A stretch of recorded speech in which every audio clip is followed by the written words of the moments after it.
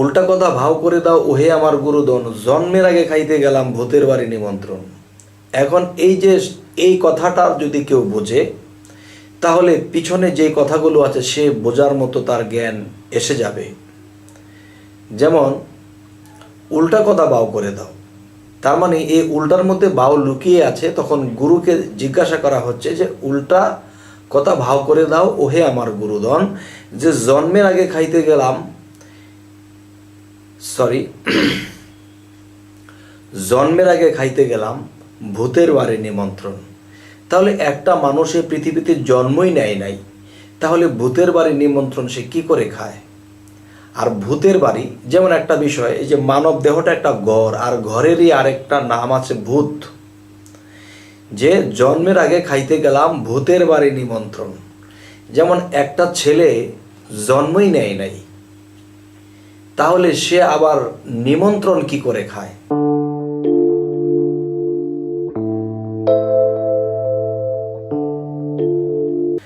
হে জগতবাসী, আজ আমি শামীম আলী চিশতি আপনাদের সামনে একটি আলোচনা নিয়ে আসলাম। সে আলোচনাটি হলো যে এই পৃথিবীতে আমরা চলতে গেলে এবং দেখা গেছে যে আধ্যাত্মিক জগৎটা বুঝতে গেলে এরকম পল্লী কবি যেরকম জসিমউদ্দিন কিছু কবিতা লিখেছেন, তিনি পল্লী কবি লিখেছেন। কেউ বিভিন্ন বিষয় নিয়ে কবিতা লিখেছেন। কিন্তু আধ্যাত্মিক বা রুহানিয়াত জগতের জ্ঞানী যারা, রুহানি জগৎ থেকে যারা আল্লাহর তরফ হইতে জ্ঞান লাভ করছেন, তারা একমাত্র কবিতার ভাষায় যে যা কিছু লিখেছেন তা দেখা যায় আধ্যাত্মিক জগতের বিষয়। যেমন কিছু কিছু কথা শুনতে উল্টাই মনে হয়, আসলে কিন্তু উল্টা নয়, এর মধ্যে ভাও লুকাইয়া রয়, একমাত্র জ্ঞানীগুণীরা এখান থেকে খুঁজে লয়। তবে হে জগতবাসী, সে কথাটি হলো উল্টা কথা ভাও করে দাও ওহে আমার গুরুদন, জন্মের আগে খাইতে গেলাম ভূতের বাড়ি নিমন্ত্রণ। এ জারে দিয়া দুনিয়া আলো, সে কেনে কো দেখতে কালো, সাপের মণি ব্যঙ্গে নিল, ময়ূর পলায় কি কারণ? এই যে এখানে একটা কিছু বিষয়, যে আরেকটা কথা বলা হয়েছে যে হে গুরু ঠিক বলে যাও উল্টা তত্ত্বের বিবরণ। যেমন উল্টা কথা ভাও করে দাও ওহে আমার গুরুদন, জন্মের আগে খাইতে গেলাম ভূতের বাড়ি নিমন্ত্রণ। এখন এই কথাটা যদি কেউ বোঝে, তাহলে পিছনে যে কথাগুলো আছে সে বোঝার মতো তার জ্ঞান এসে যাবে। যেমন উল্টা কথা বাও করে দাও, তার মানে এই উল্টার মধ্যে বাও লুকিয়ে আছে। তখন গুরুকে জিজ্ঞাসা করা হচ্ছে যে উল্টা কথা ভাও করে দাও ওহে আমার গুরুদন, যে জন্মের আগে খাইতে গেলাম ভূতের বাড়ি নিমন্ত্রণ।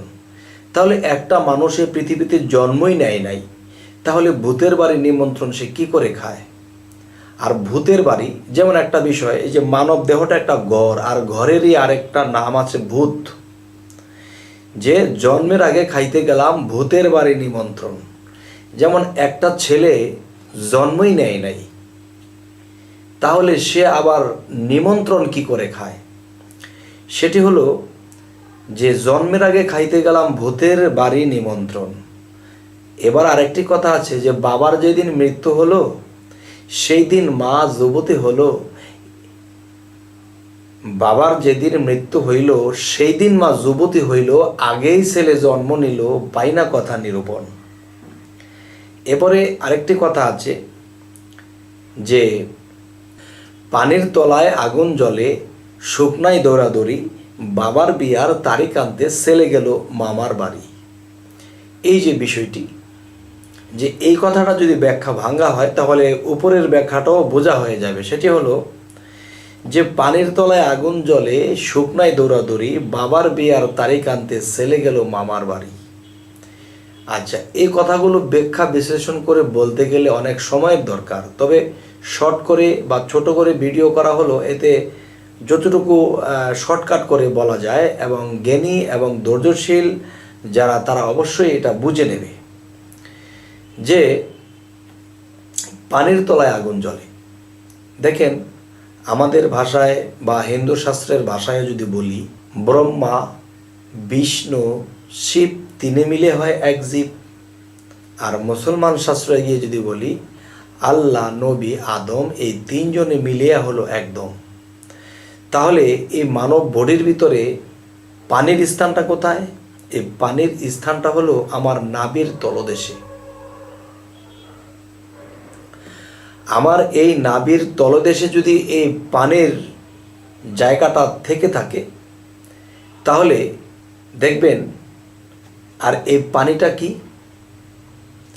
এই পানিটা হলো যে পানির তলায় আগুন জ্বলে। মানুষের মধ্যে যখন সেই যৌবনী আগুনটা কোনো মানুষের মধ্যে এসে যায়, যৌবন এসে যায়, তখন কিন্তু যে পানির উৎপাদন হয়েছিল এই পৃথিবীর খাবার খাদ্য খেয়ে, তখন দেখা যায় সেই পানির মধ্যে আগুন জ্বলে। আর সেই আগুনটি কিসের? সেই আগুনটি হলো যৌবনী আগুন। এই জন্যই বলা হয়েছে যে পানির তলায় আগুন জ্বলে শুকনায় দরদরি। পিতা যখন বিবাহ করে নাই, তখন কিন্তু শুকনাতেই দৌড়াদৌড়ি করছে, বাবাকে বলছে, বন্ধুবান্ধবকে বলছে, এমুককে বলছে, আমি বিবাহ করব, আমি বিবাহ করব। আচ্ছা, এর পরের কথাটি হলো যে বাবার বিয়ার তারিখ আনতে ছেলে গেল মামার বাড়ি। মামার বাড়ি যেমন প্রথম মামা লিখতে প্রথম ম আসে, তাহলে মাথা লিখতে প্রথম ম আসে। যে বাবার বিয়ার তারিখ আনতে ছেলে গেল মামার বাড়ি। এই রক্ত, আমাদের দেহের ভিতরে রক্তটাই হলো পানি। আর এই পানির মধ্যে ছেলে নামের কীট এই রক্তের সাথে মিশে আছে। আর এই কীট রূপে সন্তানটি আমার মাথার মধ্যে বারবার নক করতেছে। আর তখনই বাবা এই শুকনায় দৌড়াদৌড়ি করতেছে, বিবাহ করবে। তখন কীট রূপে সন্তান মাথায় পাতায় যখন ঘুরতে থাকে, মাথায় যখন কিরিবিরি হয়ে গেছে, তখন কি হলো? যে বাবার বিয়ার তারিখ আনতে ছেলে গেল মামার বাড়ি। তার মাথার মধ্যে গিয়ে এই কথা টনটন করতেছে, খটখট করতেছে, নক করতেছে যে বাবার বিবাহ করতে হবে। যাই হোক, একটা গানের ব্যাখ্যা শেষ করতে 1 ঘন্টা সময় লাগবে। তবে আমি 2টি কলির কথা বোঝানোর চেষ্টা করলাম। হয়তো এই পরবর্তী ভিডিওতে আমরা আপনাদেরকে এই আলোচনাগুলো শোনাবো ইনশাল্লাহ। তো আজ এ পর্যন্তই রাখছি। সকলেই ভালো থাকবেন। আল্লাহ হাফিজ।